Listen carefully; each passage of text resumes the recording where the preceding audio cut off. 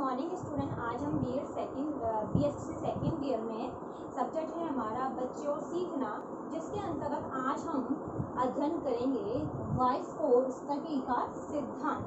सबसे पहले हम देखते हैं जो वॉइस कोड स्टडी थे उन्होंने कौन सिद्धांत दिया है, सामाजिक सांस्कृतिक का सिद्धांत उन्होंने दिया है। उन्होंने अधिक फोकस किसको किया है, समाज को। उन्होंने कहा है कि जो व्यक्ति होता है, जो बच्चा होता है, समाज में रहकर सीखता है, तो उन्होंने विशेष बल समाज को दिया है। अब हम देखते हैं कि इनका जन्म कब हुआ था। ठीक है, सबसे पहले हम देखते हैं जन्म। इनका जन्म 1896 में हुआ था और ये रूस के वैज्ञानिक थे। किसके थे? रूस के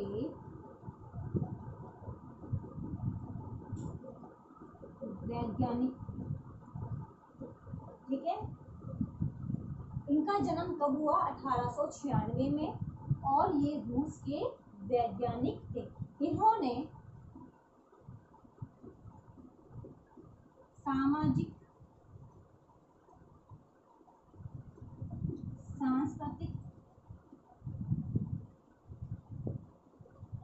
सिद्धांत दिया। इन्होंने जो वॉइस कोड स्टडी थे उन्होंने कौन सा सिद्धांत दिया? सामाजिक सांस्कृतिक का सिद्धांत। या हम कहे तो दूसरे नाम से, अगर हम देखें दूसरे नाम से, जिसको क्या नाम से जानते हैं, निकट विकास का क्षेत्र या निकट विकास का क्षेत्र के नाम से भी इसको जाना जाता है। हम देखते हैं कि दोनों सिद्धांत, हम या तो उसको सामाजिक सांस्कृतिक सिद्धांत भी कहते हैं या कहते हैं निकट विकास का क्षेत्र भी हम इस सिद्धांत को कहते हैं। अब हम देखते हैं इसमें जेपीडी सिद्धांत। इसको हम जेपीडी के नाम से भी जाना जाता है, जो अक्सर एग्जाम में आता है। जेपीडी, इसका जो जेपीडी है इसका फुल नेम है जॉन ऑफ प्रॉक्सिमल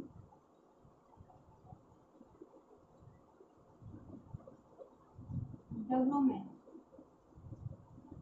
अब जो जेपीडी है इसकी जो फुल फॉर्म है वह है जॉन ऑफ प्रॉक्सिमल डेवलपमेंट। ठीक है, तो इस सिद्धांत को हम जेपीडी के नाम से भी जाने जाते हैं, यानी वॉइस कोड स्टडी ने जेपीडी के नाम से भी इस सिद्धांत को दिया है। अब सबसे पहले हम देखते हैं इसके अंतर्गत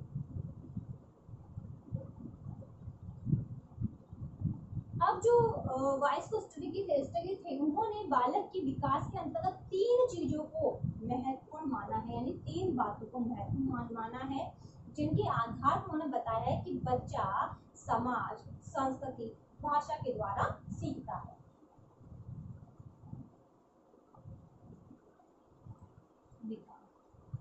उन्होंने बालक के विकास में 3 चीजें महत्वपूर्ण बताई है, जिसमें पहला क्या है?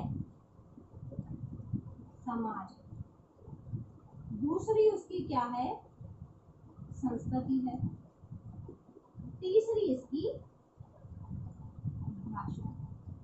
ठीक है, तो उन्होंने इन 3 बातों पर अधिक फोकस किया। उन्होंने कहा है समाज के अंतर्गत कि जो बच्चा जन्म लेता है तो वह जन्म लेने के पश्चात अपने माँ बाप को देखता है, उनसे भी वह अधिक कुछ सीख रहा है, क्योंकि हमने देखा है कि बच्चा समाज में रहता है, खाता है, पीता है, चलता है, अन्य प्रकार की क्रियाएं करता है। किसके द्वारा करता है? समाज के अंतर्गत में रहकर क्रिया करते हैं।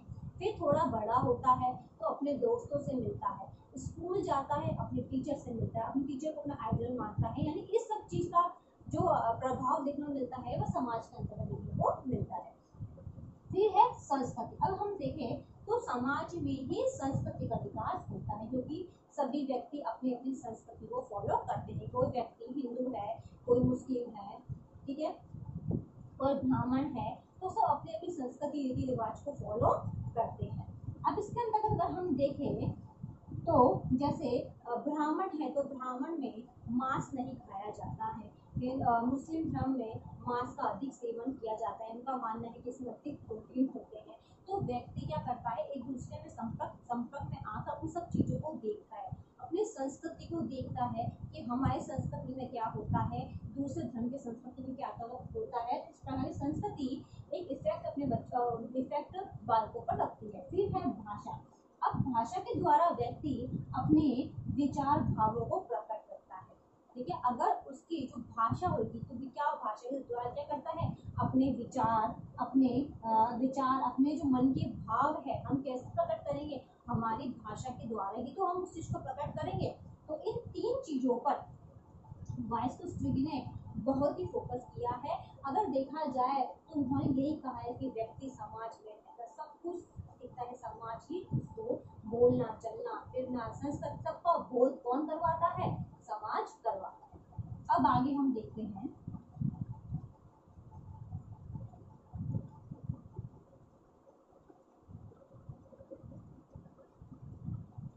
अब उन्होंने आगे कहा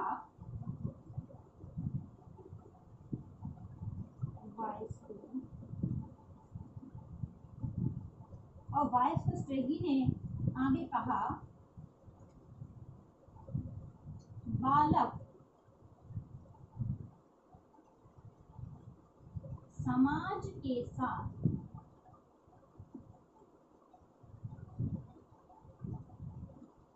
अंतर्क्रिया करके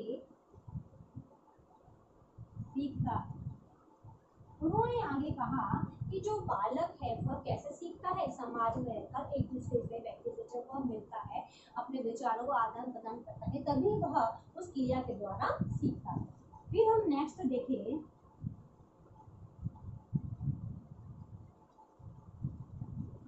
बच्चे की भाषा का विकास, या हम कहें विचारों का। अब इसमें आगे कहा है कि समाज के द्वारा ही बच्चे की भाषा का विकास, विचारों का विकास होता है। यानी जो वाइस्कोस्टर्गी थे उनका मानना था कि बच्चों के, अगर हम देखें तो बच्चों के मन में पहले भाषा का विकास होता है, तभी वह अपनी भाषा को, अपने विचारों को व्यक्त करता है। फिर है अब उन्होंने आगे बताया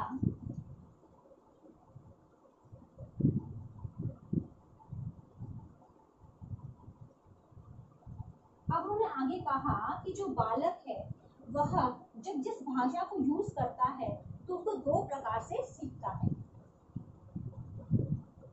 बालक क्या करेगा, भाषा को सीखता है। कितने बताया प्रकार, दो, यानी दो प्रकार से बालक सीखता है, जिसमें पहला है मस्तिष्क या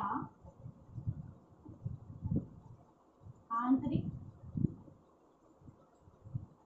विचार, दूसरा है बाह्य विचार। अब हमने देखा कि जो बालक द्वारा जो भाषा बोली जाती है उसको वह दो प्रकार से सीखता है, जिसमें पहला है मस्तिष्क या आंतरिक विचार। इसके अंतर्गत व्यक्ति पहले अपने मस्तिष्क में कुछ बातों को सोचता है, यानी मन में विचारों को सोचता है, और बाह्य रूप में उस भाषा को निकालता है, दूसरा व्यक्ति उस बात को सुनता है। तो हमने देखा कि जो भाषा है उसको दो भागों में बांटा गया था, यानी दो तरह से वह व्यक्ति अपने मन में दिए गए विचारों को क्या करता है, बाहर की ओर निकालता है। अब हम आगे देखते हैं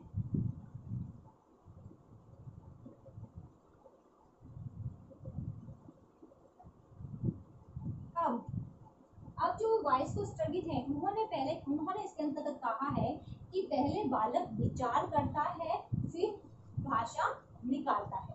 अब उन्होंने अनुसार ने कहा कि व्यक्ति खेल के द्वारा भी सीखता है।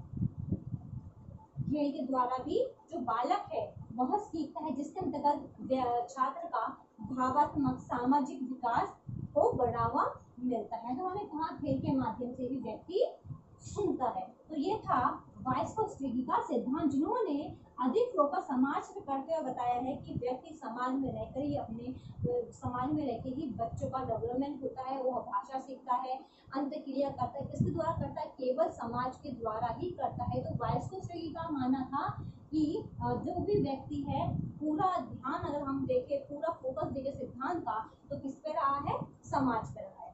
अब इससे संबंधित आज का आपका होमवर्क है